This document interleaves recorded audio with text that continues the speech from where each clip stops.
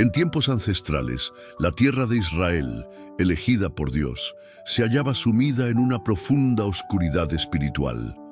Un rey débil, Acab, gobernaba la nación, y a su lado, la implacable reina Jezabel había arrastrado al pueblo a la idolatría.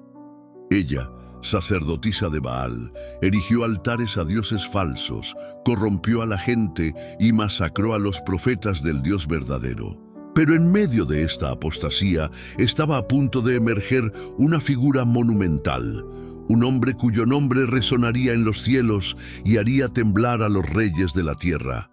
Elías, un hombre de Dios con una fe inquebrantable, irrumpió en escena sin previo aviso, con una audacia que desafiaba la tiranía de Jezabel. Se presentó directamente ante el rey Acab, pronunciando palabras que sellarían el destino de la nación. «Vive Jehová, Dios de Israel, en cuya presencia estoy, que no habrá rocío ni lluvia en estos años, sino por mi palabra», declaró Elías con voz firme y autoritaria. Esta audaz profecía no solo desafió al rey, sino que también puso a prueba el poder de Baal, el dios de la lluvia, adorado por Jezabel. Tras pronunciar su terrible profecía, Dios instruyó a Elías a esconderse lejos de la ira de Acab y Jezabel. El profeta encontró refugio junto al arroyo Querit, al este del Jordán, un lugar solitario donde la mano de Dios se manifestaría de forma asombrosa. Allí, en la quietud del desierto, Elías dependía completamente de la providencia divina. Era una prueba de fe, un período de preparación antes de los grandes eventos que estaban por venir. La fidelidad de Dios hacia Elías fue evidente en cada amanecer y atardecer. Los cuervos, animales impuros según la ley, se convirtieron en sus inesperados proveedores, trayéndole pan y carne por la mañana y por la tarde. Elías bebía del arroyo, viviendo una existencia simple pero milagrosa, observando cómo el agua disminuía día tras día bajo el inclemente sol. Este milagro diario era un recordatorio constante de que Dios provee incluso en las circunstancias más adversas. Cuando el arroyo Querit finalmente se secó, Dios envió a Elías a Sarepta de Sidón, un territorio gentil. Allí encontraría a una viuda, una mujer al borde de la desesperación, a quien Dios había ordenado que lo sustentara. Elías la encontró recogiendo leña, preparándose para cocinar su última comida con un puñado de harina y un poco de aceite, antes de que ella y su hijo murieran de hambre. La situación era desoladora, un reflejo de la hambruna que asolaba la tierra. A pesar de su propia miseria, la viuda obedeció la palabra de Elías y le preparó una torta primero, y así ocurrió el milagro. La harina de la tinaja no escaseó, ni el aceite de la vasija menguó, conforme a la palabra de Jehová que había dicho por Elías. Día tras día, la pequeña cantidad de harina y aceite se reponía milagrosamente, sustentando a la viuda, a su hijo y a Elías durante toda la hambruna. Este acto de fe y obediencia desbloqueó una provisión sobrenatural. Sin embargo, la tragedia golpeó a la casa de la viuda cuando su hijo enfermó gravemente y murió.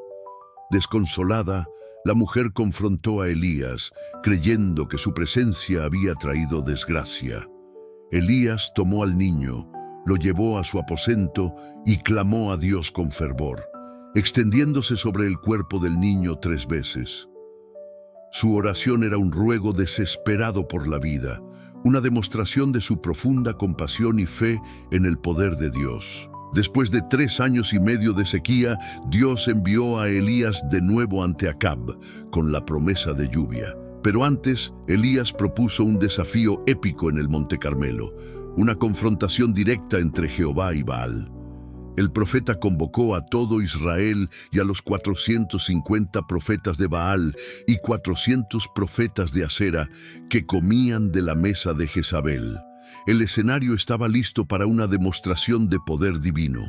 Elías propuso una prueba: Cada grupo prepararía un toro para el sacrificio, pero no pondrían fuego. El Dios que respondiera con fuego sería el verdadero Dios. Los profetas de Baal comenzaron su ritual desde la mañana hasta el mediodía, invocando a su Dios con gritos y danzas frenéticas, incluso mutilándose con cuchillos y lancetas. Elías se burlaba de ellos, animándolos a gritar más fuerte: «Quizás esté dormido o de viaje».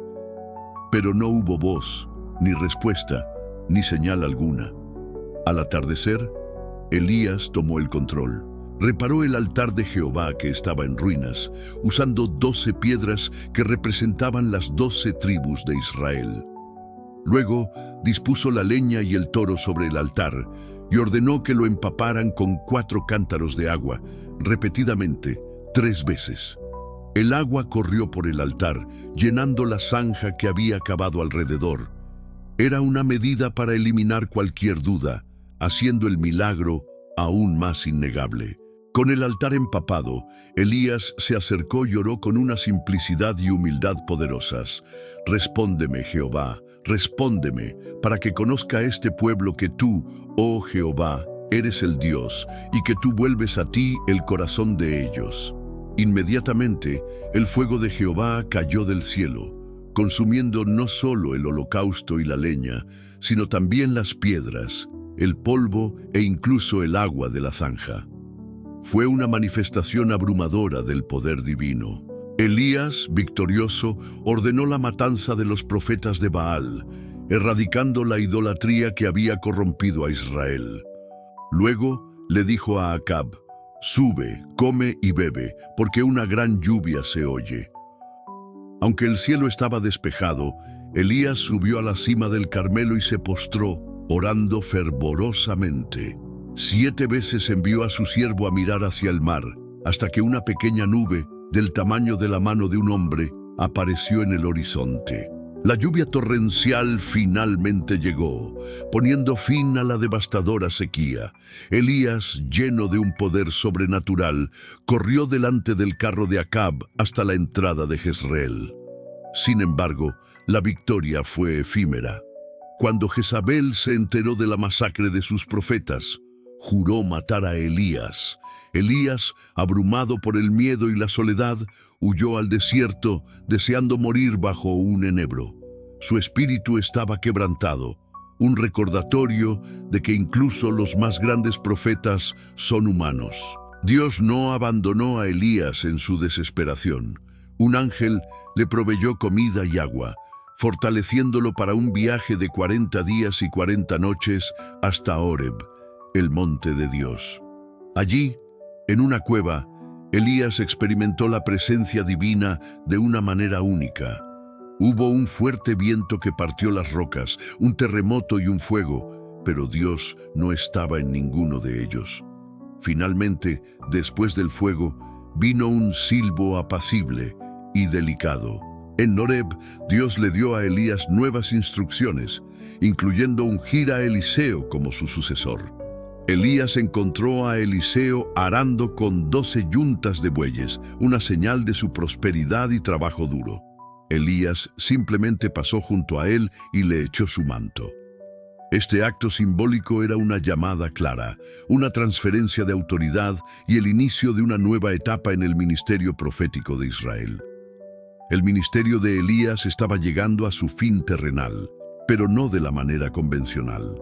Mientras Elías y Eliseo caminaban y conversaban, un carro de fuego y caballos de fuego apareció de repente, separándolos. Elías fue llevado al cielo en un torbellino, sin experimentar la muerte. Fue un final extraordinario para una vida extraordinaria, una demostración final del favor y el poder de Dios.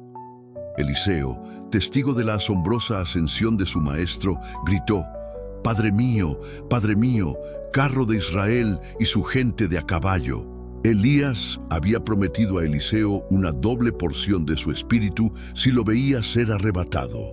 El manto de Elías cayó al suelo y Eliseo lo recogió, un símbolo tangible de la autoridad y el poder que ahora recaían sobre él. Elías, el profeta que desafió reyes, silenció la idolatría y experimentó la provisión divina y la resurrección. Dejó un legado imborrable. Su historia no es solo un relato de milagros, sino una poderosa lección de fe, obediencia y la soberanía de Dios en los tiempos más oscuros.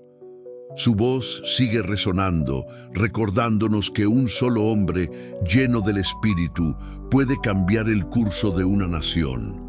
La vida de Elías nos enseña que incluso cuando la oscuridad prevalece, Dios siempre tiene un remanente fiel y un plan para restaurar su verdad. Su historia es un faro de esperanza y un recordatorio de que la fe, por pequeña que sea, puede mover montañas o, en este caso, hacer llover fuego del cielo. Esperamos que esta inmersión en la vida de Elías te haya inspirado y te haya revelado la grandeza de nuestro Dios. ¿Qué parte de la historia de Elías te impactó más? ¿Hay alguna lección que te gustaría compartir? Déjanos tus comentarios abajo y únete a la conversación. Tu participación es lo que hace que esta comunidad crezca y que podamos seguir explorando historias tan fascinantes como la de Elías. Nos vemos en el próximo video.